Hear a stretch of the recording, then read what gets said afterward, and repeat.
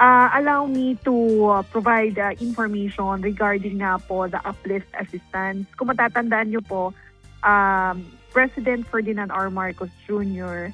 issued Executive Order 110 pertaining to the creation of the Unified Package for Livelihood, Industry, Food, and Transport. At na-create nga po yung Uplift Committee na siya pong nangunguna sa pagbubuo, pagpo-formulate ng mga programa at intervention para po matulungan yung mga kababayan natin, especially the most vulnerable, at maprotektahan sila mula nga po sa epekto nito, lalong-lalo na sa ating pong mga vulnerable sectors.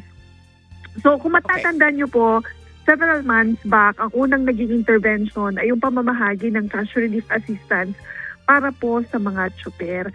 And the accomplishment of the DSWD and the government as a whole, ay mahigit 1.8 million drivers, particularly jeepney drivers, tricycle drivers, MC taxi and service delivery riders, and TNBS drivers ang ating nga pong nabigyan ng cash relief assistance. Now, dahil nga po nagpapatuloy pa rin yung energy emergency at alam naman po natin sa araw na ito ay tumaas po muli ang presyo ng petrolyo, tayo po ay nabigyan ng pagkakataon o ng direktiba na mag-provide muli ng tulong pinansyal para naman sa 7.5 million households na kabilang sa poor and near poor at lower middle income class. Again, the objective of this is to cushion the impact of the ongoing energy emergency. Kasi po, batay sa naging pag-aaral, around 700 to 1,000 plus, yung pong nawawala doon sa value ng pera ng ating pong mga kababayan, lalo na yung mga mahihirap, dahil nga sa crisis na nararanasan. At ibinabalik po natin, tinutulungan natin sila na maibalik yung nga pong purchasing power. Nang sa gayon, hindi po sila ganong mahirapan at matiyak na meron pa rin pagkain na maihahain sa kanila pong hapagkainan. Now, there are 3 groups under the Uplift Assistance. Ang una po ay Group 1 na kung saan meron pong 3.5 million households na kinabibilangan ng mga 4-piece beneficiaries at mga walang gutom program beneficiaries.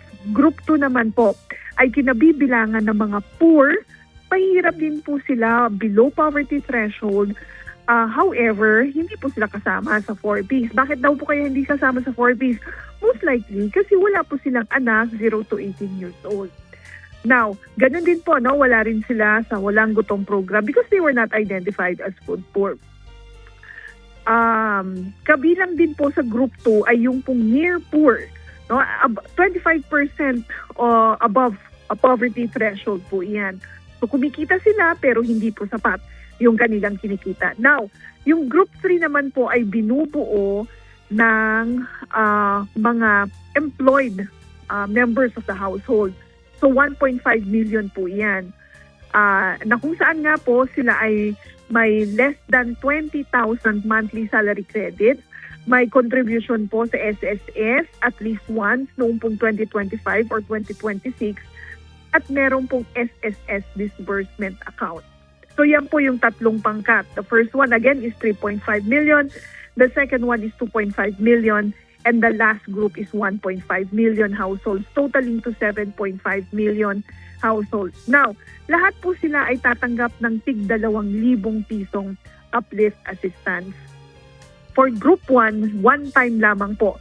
Minsan lang po sila makakatanggap nitong 2,000 pesos.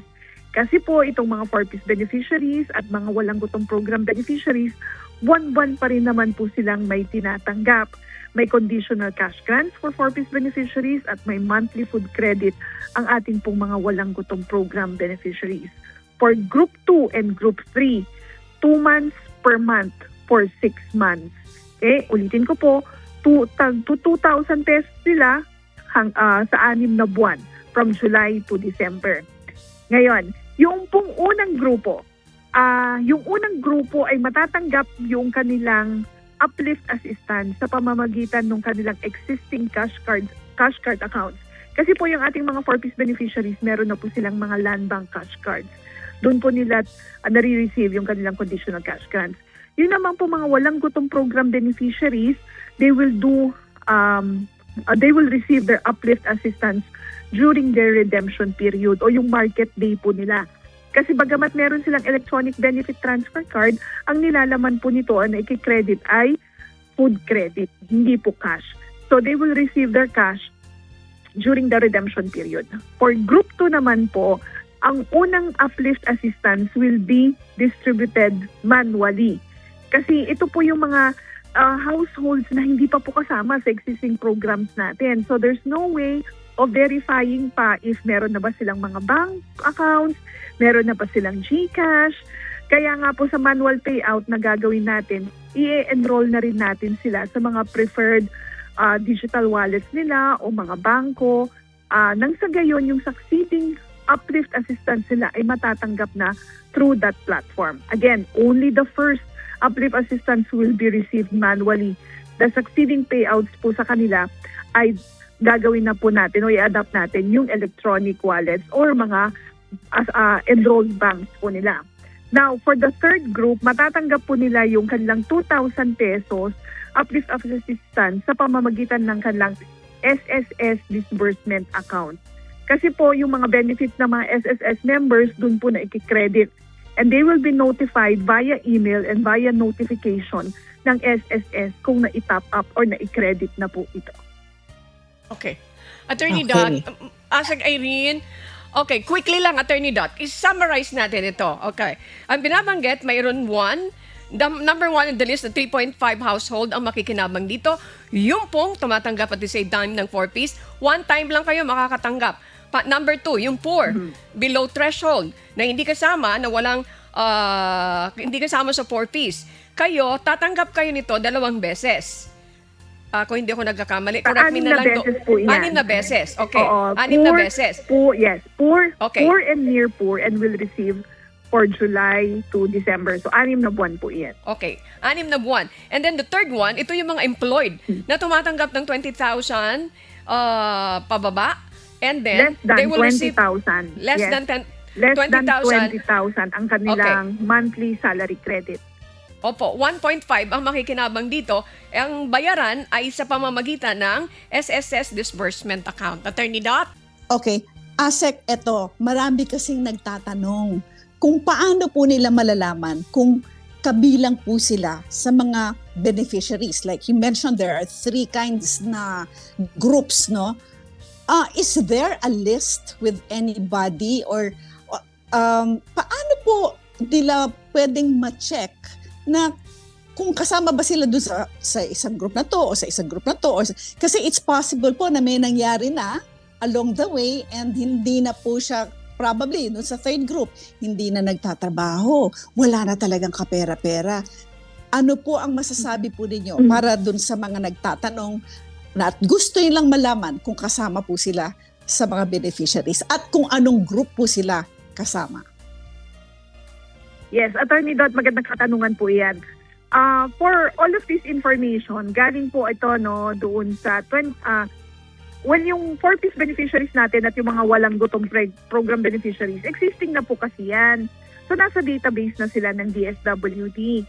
Kaya alam na po natin kung sino-sino yung mga 4-piece at walang gutom beneficiaries. Now, for the Group 2, and Group 3, galing po naman ito sa 2024 Philippine Statistics Authority Community-Based Monitoring System. Kung matatandaan niyo po, meron po tayong batas creating the CBMS and operationalizing it, institutionalizing and operating the CBMS. So mga local government units po nagsagawa ng enumeration, ng survey, and then naipasa po yan doon sa CBMS. So yan po yung ating standardized targeting system.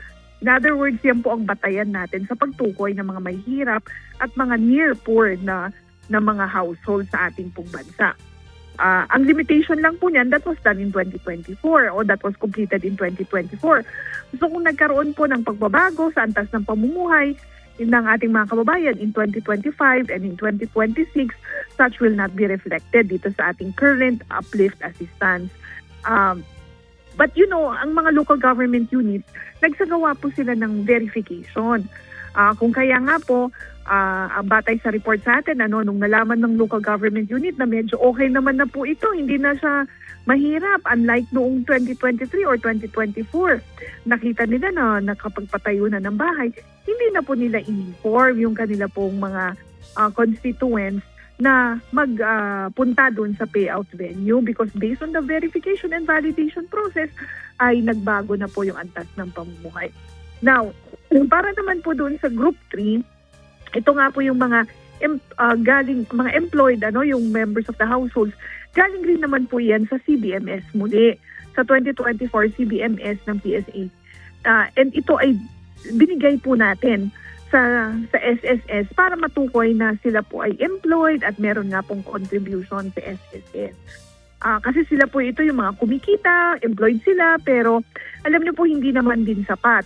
And kapag may big adverse shock, kapag may crisis, vulnerable sila na or at risk sila na bumaba yung kanilang antas ng pamumuhay at maaring masadlak po sa kahirapan. So, yan po yung naging basehan natin. Again, it's the community-based monitoring system ng